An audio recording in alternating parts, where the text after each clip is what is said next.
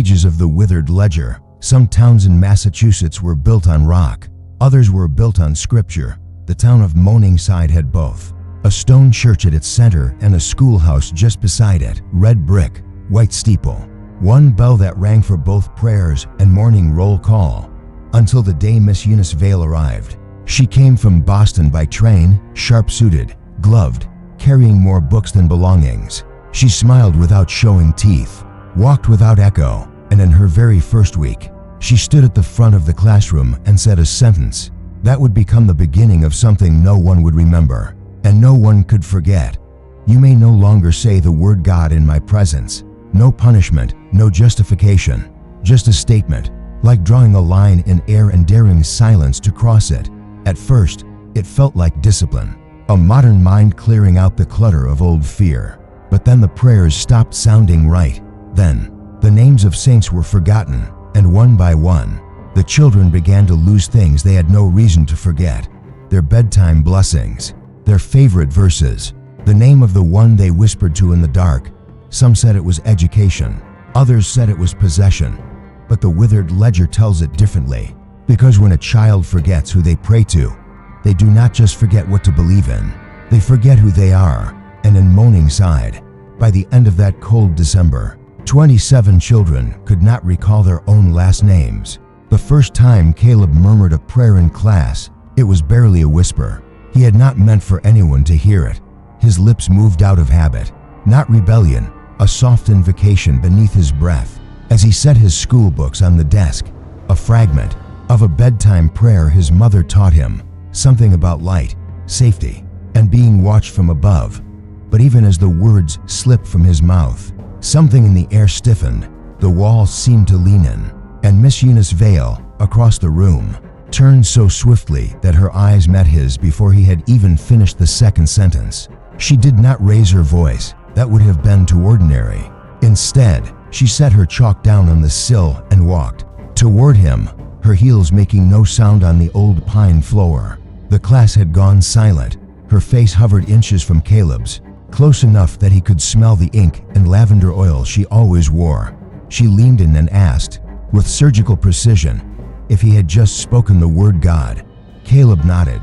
Once, confused but obedient, Miss Vale straightened, turned to the class, and with her hands folded before her waist like a woman reading from a pulpit, said, as of today, you may no longer say that word in this classroom. Not aloud, not in writing, not even in thought. If you are able. The room remained still, uncertain whether this was a test or a lesson. Her next sentence sealed it. It is a word that does not belong to children. She wrote nothing on the blackboard that day. The spelling lesson was skipped. Instead, the remainder of the morning was spent in silence, broken only by her voice reading from a new set of books, thick, leather-bound volumes without titles on the spine. The stories were unfamiliar. No mention of saints, no parables, no mention of anything holy or eternal. The characters had no prayers, no heaven, and no graves. Caleb kept his head down, but the feeling that something was wrong clung to him like the scent of smoke after a fire. At lunch, he asked Elsie, a quiet girl who wore her brother's old crucifix on a string, if she had understood Miss Vale's meaning. Elsie only shook her head and said it felt like someone had turned the whole room backward. By the end of the week, the changes had begun to take shape. The crucifix Elsie wore was gone by Tuesday. She swore she had not removed it. It had simply vanished sometime between her morning porridge and arithmetic. When she told her mother replied she had never seen such a necklace, and perhaps Elsie had imagined it. But Caleb remembered. It had seen it catch the light just 2 days prior, and the confusion in Elsie's eyes confirmed. She had not imagined a thing. Others began noticing similar losses. A boy named Thomas, who kept a small hymn folded in his coat pocket, could not find it, even though the cloth was still creased where it had once been. Another girl forgot the words to the grace her family said before supper. When her father asked her to lead the prayer, she blinked as if he had spoken a foreign language, and then burst into tears. The next Sunday, the town's bells rang with less clarity. Not dull, not broken, just muffled, as though someone had placed velvet cloth over their mouths. Even the birds paused to listen, unsure of the tone. People looked at one another outside the chapel and waited for the sound to resolve. But it never did. And inside the classroom, Miss Vale taught through it as if no bell had ever existed. She never shouted. She never struck a child. She never handed out tests or recited commandments. But her control over the classroom deepened with every passing hour. No child dared mention the forbidden word again. They would glance nervously at one another if a reading book mentioned it, or if one of the older children slipped and began a sentence with "God willing." Those slips grew fewer, then vanished altogether. It was not fear that kept them from speaking. It was something deeper, like forgetting how to form a certain sound. Even when you tried to recall it, Caleb noticed that the chalkboard behaved strangely. At first it was subtle. The chalk marks seemed lighter or the surface oddly smooth. But more curiously, it no longer reflected not just the children's shadows, but none at all. On bright days when the sun blazed through the high windows and cast long silhouettes across the room, the chalkboard remained a flat slate of dead black. No reflection, no movement, as if light itself avoided it. He mentioned it once to Elsie. She said nothing for a long time, then asked, in a whisper, whether he remembered her brother's name. Caleb paused. He remembered Elsie's older brother had died the year before. He had been sick for months, but for some reason, the name would not come to his mind. He saw the boy's face clearly, blonde, thin, quiet like his sister. But the name felt like it had been ripped from the air. Elsie began to cry. Quietly, she said she could no longer remember the way he spoke, or the last prayer they had said at his grave. Her mother refused to speak of him anymore, claiming the grief was behind them. But Elsie feared it was not grief, it was something else. Something pushing the memory out from inside her mind, not letting it stay at the front of the class. Miss Vale continued to teach. Her voice was always calm, always composed. Her clothing never changed. The same button collar, the same narrow skirts, the same gloves she removed only to write. No one ever saw her eat.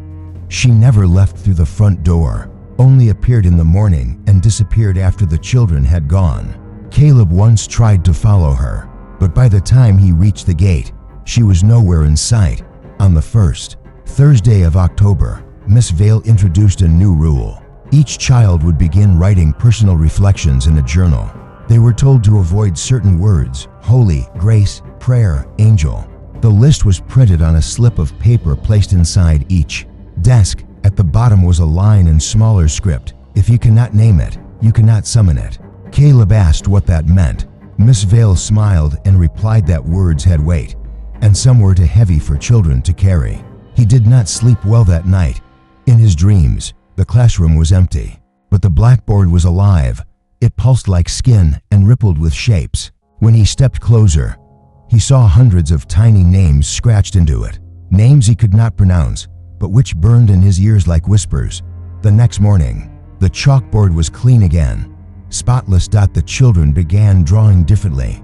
Their handwriting slanted in ways it had not before. A kind of curve, a sweeping motion that felt less like English and more like something imitating it. They no longer asked questions in class. They simply stared, listened, and copied. The noise of laughter, of argument, even of fidgeting, faded.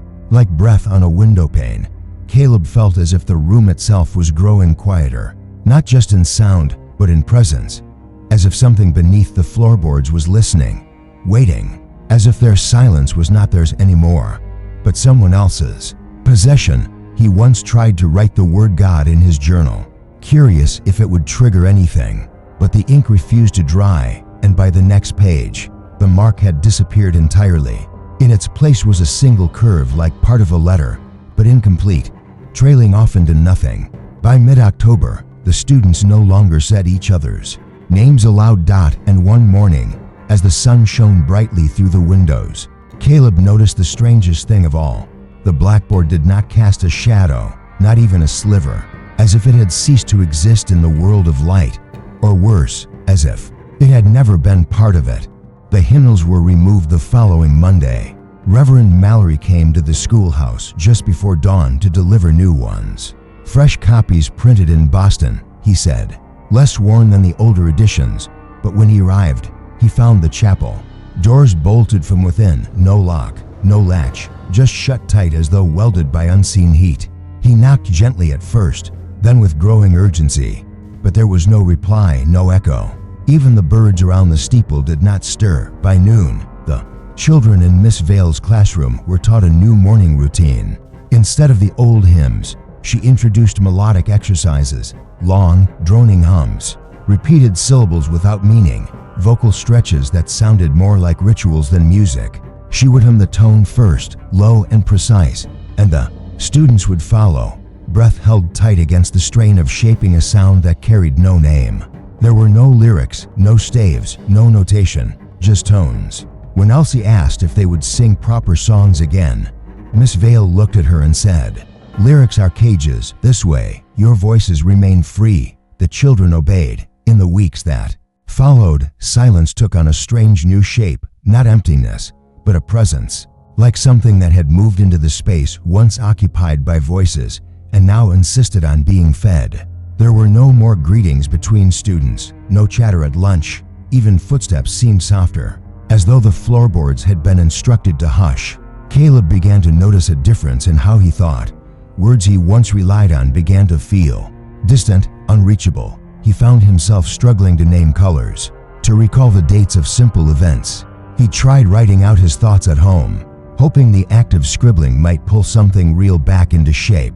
But the entries looked foreign, his own handwriting twisted unnaturally, forming letters that leaned too far or looped in ways that reminded him of Miss Vale's chalk.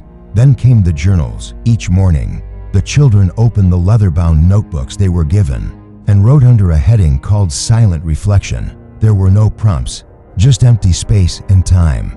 Caleb noticed that the more he wrote, the less he remembered writing. When he flipped back through previous pages, he found paragraphs and odd scripts, sometimes entire sections marked in symbols he could not read. Once, he asked Miss Vale what they meant. She smiled faintly and said, "That is not for you to understand. That is simply what you had to say." Elsie grew pale. She no longer braided her hair.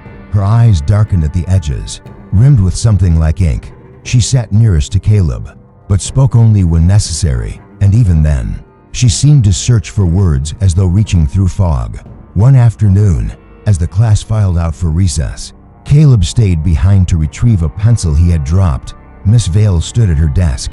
Unaware he remained, humming softly to herself.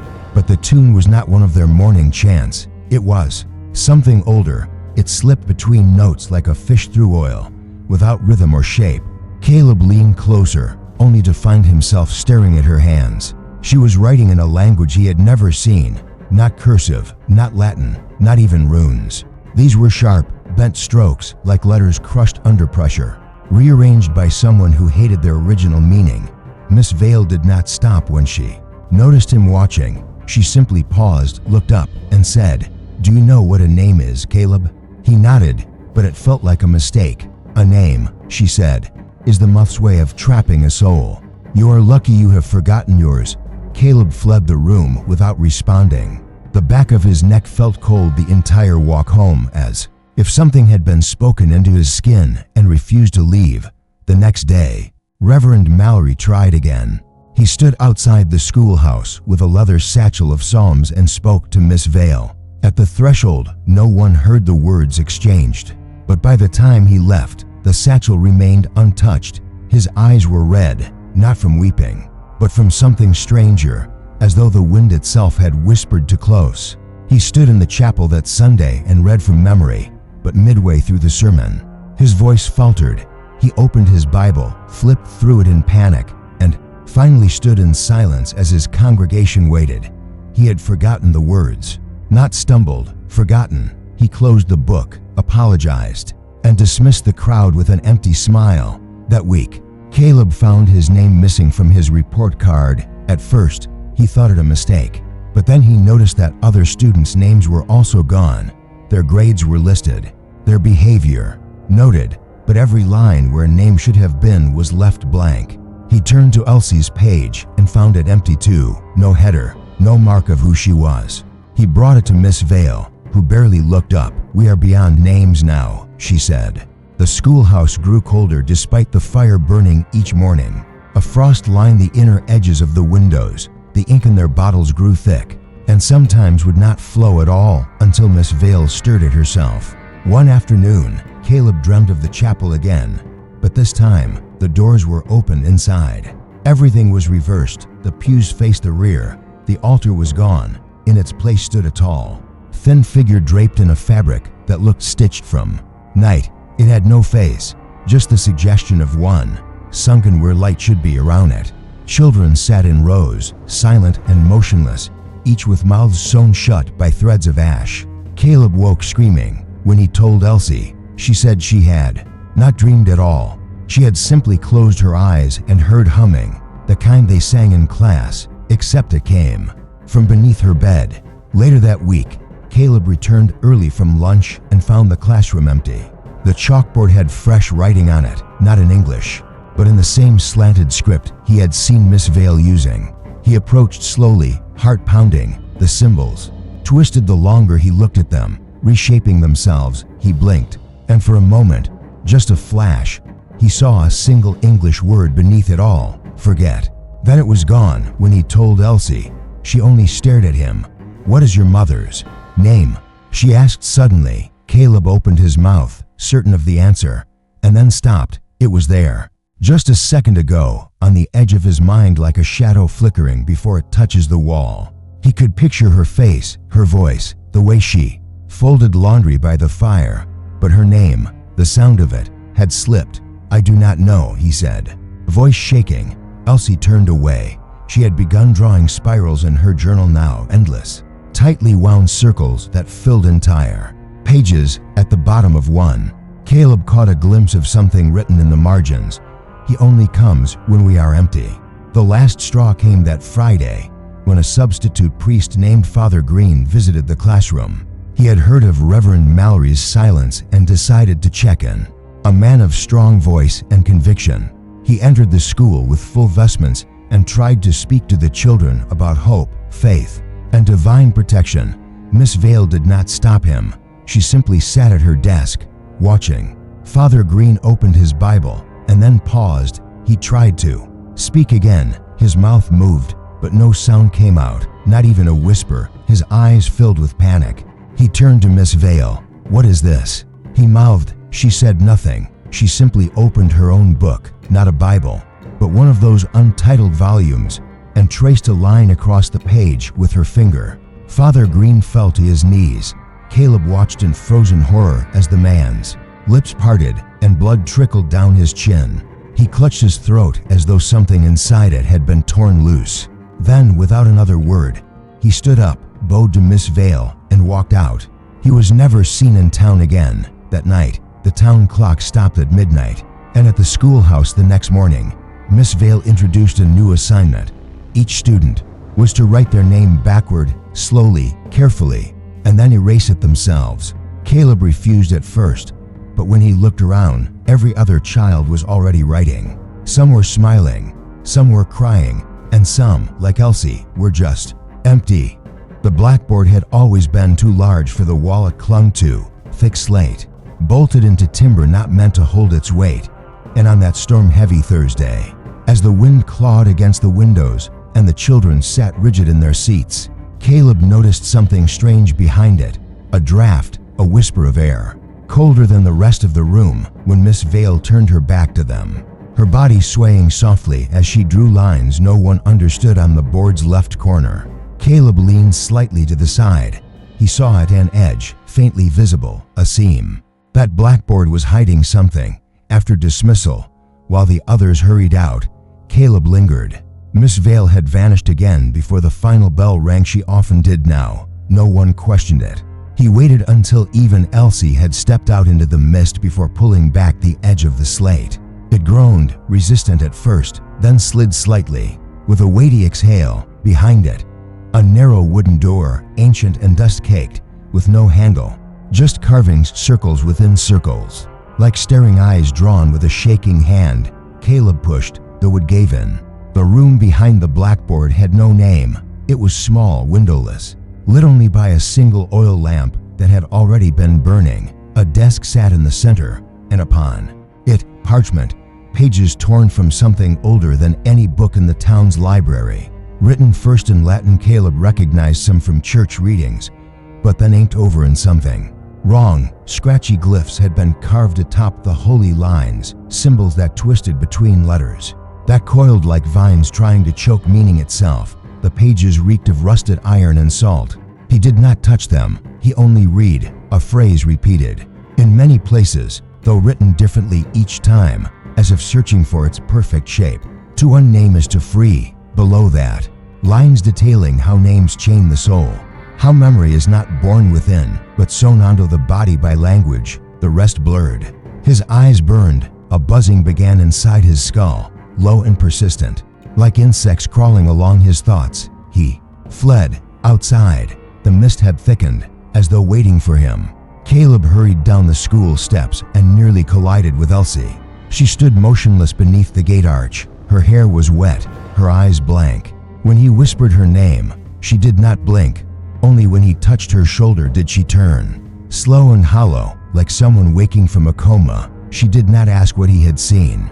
She only stared through him, then toward the window behind which that secret room lay. That night, Caleb saw her sitting in front of her mirror, unmoving. For over 3 hours, not brushing her hair, not fidgeting, just watching herself. He called her name twice. She did not respond. The next morning, the church bell did not ring. Reverend Holloway had forgotten to wake. That same day, a mason discovered that his wife's name had faded from her gravestone. Stone that had been carved a decade ago now stood blank, except for the date, and not even he could recall her full name anymore, only that it had sounded like something sweet.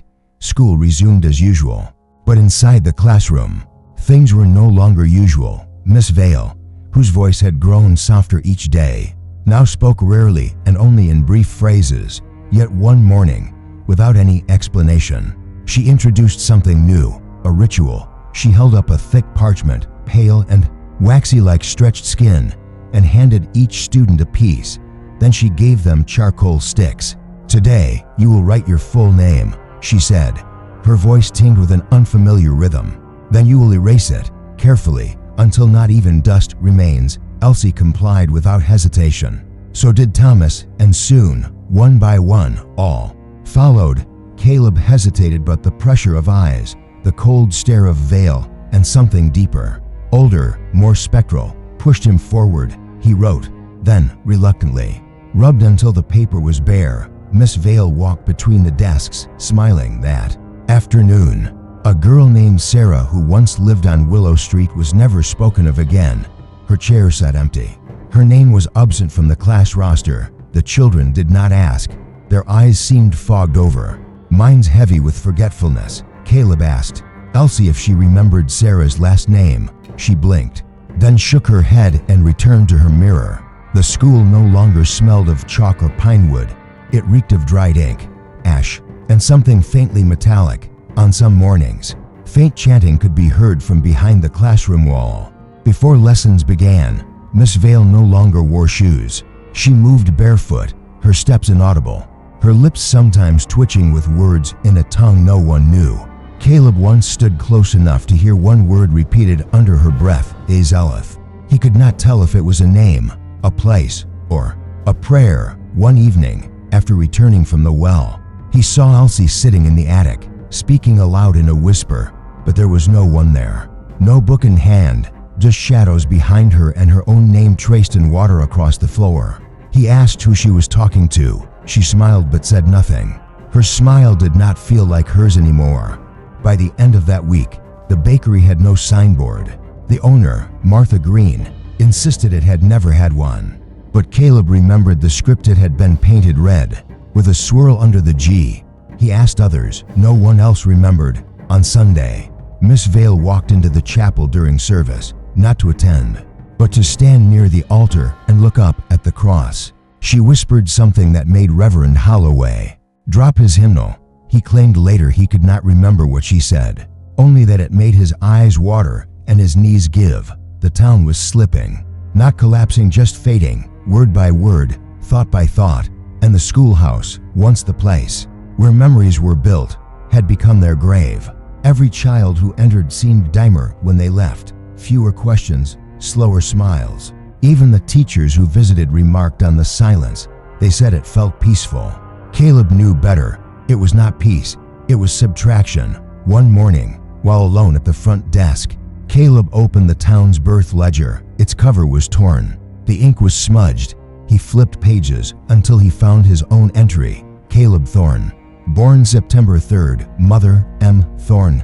He stared. The ink beneath his name had thinned. Like breath fading from glass, he rubbed his eyes, looked again. The name Caleb had begun to vanish, not scratched out, not erased, just gone. As though he had never been written in the first place. And in the silence of that moment, he heard something moving behind the blackboard again, something breathing, or perhaps remembering. The chapel had not been entered in years. Ivy had taken the roof. Dust clung to the pews like dead skin, but Caleb went in anyway, holding a cracked lantern in one hand and his courage in the other. The door moaned as it opened, reluctant to allow a name-bearer inside. It was not reverence that filled the air, it was recoil. He stepped forward slowly, the wood beneath his feet groaning in memory. A crucifix still hung on the far wall, though it had been partially sawn down and bolted in reverse beneath it. Wedged in the mouth of a rotten pulpit sat something untouched, a black book, wrapped in brittle lace, the hymnal. Its leather was cold to the touch, not dry, cold. He opened it and found the pages unmarked by mildew or rats. Every song was listed with careful numerals, and every verse called a name that had not been heard in years. At the back, scribbled in uneven letters, was a line: "The breath that bears him must not be borrowed." Caleb shut the book and left with it. He did not know why. He only knew that his dream the night before had ended in silence so thick it burned his ears. Back in the school, he waited until the hallways were empty. The students had gone home early after the latest incident. The twins had begun coughing blood in the middle of their Latin recitation, and no one could explain why. Miss Vale said it was an allergic reaction to chalk. She always said something like that, but Caleb saw how she stared at them afterward. Not like a teacher, like a curator inspecting broken artifacts. So he returned to room 4B, where no one had been since the others were taken. He sat at the old desk and placed the hymnal down. The room was still. Shadows clung to the corners like watchful things. The chalkboard still held the last sentence ever written on it: "Silence is our safety." And then he said it. He said the word. His voice shook, but it did not break. One syllable, long forbidden, now loosed into the air like ash from a dead fire. God. The walls trembled, not in metaphor. They moved, a groan pressed out from beneath the plaster, as though the building itself had not heard that name in so long it had forgotten how to bear it. The glass in the windows did not shatter. It pulled inward, bowing toward Caleb like lungs drawn tight. He stood up quickly, the hymnal pressed to his chest, heart racing with something that was not fear but recognition. And then it began again that night. Students whispered in their sleep, half-spoken names. Children murmured it behind their hands, like a dare, like a word only half remembered from a time when warmth still lived in churches. And then the seizures began, small at first, bleeding noses, twitching fingers. By morning, 3 students had been found unconscious near the school's front doors, their palms scraped with markings they did not remember making. The town doctor called it group hysteria. Miss Vale called it divine punishment, then corrected herself. Caleb did not stop. He returned every evening, reading passages aloud from the hymnal in private. The word had become something more than sacred. It had become dangerous. One afternoon, he found her waiting in the hallway. Miss Vale. She stood in front of the library doors, arms crossed, but not in disapproval, in expectation. Her smile was small and wrong, as if borrowed. "You have read it," she said. Caleb did not respond. "You have spoken what should not be spoken. It is only a name," he replied. Miss Vale tilted her head.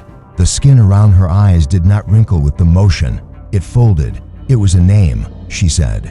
"It belonged once, but it was taken, and you have called it back." She stepped forward, and the air thickened. There was something about her now that Caleb could not reason with, a stillness that felt unnatural, as though movement had to pretend to happen around her. "Who are you?"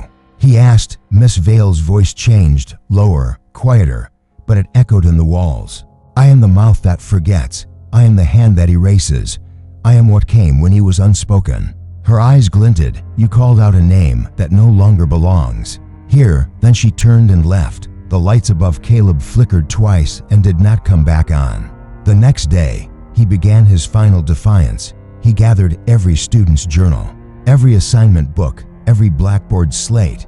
He locked himself in room 4B and opened them one by one. And in each of them, in bold black ink, he wrote a single word, God, God, God, over and over. In notebooks, in hymnals, in the margins of attendance sheets, on broken walls, on the undersides of desks. With each repetition, he felt something loosen. In the school's foundations, the groaning had stopped. Now came the weeping, quiet. Barely their sounds behind the walls. Miss Vale returned once more, but she did not speak. She stood at the threshold of the classroom, her form flickering, like a poorly remembered thought. Her mouth opened, but no words came. Her hands twitched. Something beneath her skin tried to emerge. And then she vanished, not with a flash, not with smoke. She simply folded in on herself, as if recalled by the thing that had sent her. All that remained in her place was a single word, carved into the wooden floor in deep, perfect letters. Remember that night, the town slept more easily. The chapel stood tall again. The lights flickered less. No blood was found in the drains. But when Caleb returned to room 4B one last time, he found something waiting for him on the desk. His name, etched in ink beside the word he had written, Caleb, God. He closed the book gently. He did not smile, because he knew what it meant. The word had come back, but so had everything that once listened for it. The school stands shuttered now, swallowed by vines and softened by time. Its windows are dusted from the inside, as if no breath has stirred behind them for years. Yet nothing was ever officially closed. There was no ceremony, no notice, no records filed. One spring, the building simply emptied. Teachers stopped arriving. Students did not return. Desks remain as they were, notebooks half open, chalk resting against the board, a sweater still folded on a chair, but no one walks in anymore. As for Miss Vale, no one recalls where she went. No forwarding address, no resignation. Her name does not appear in any town directory after that. Final week, when questioned, the townspeople speak in vague tones, sidestepping what they cannot explain. It was a hard season, they say. We lost touch. But if one digs deeper into the archives, something strange becomes clear. Family names vanish from census lines. Births are unrecorded. Deaths are marked only with dashes. It is as if entire households were quietly erased. Only one place held on to what happened, a cracked, half-burnt journal found behind the chapel's altar, the last entry inked with a trembling hand. That book, now known only as the Withered Ledger, carries the words that official history refused. And in the final scrawl, beneath torn pages and water stains, the last line remains legible. And in that small town where silence once ruled, the children's mouths, someone still walks the halls, listening for the first child who dares to pray, because the word may be gone, but the hunger to erase it still listens, and silence, once spoken, never leaves completely.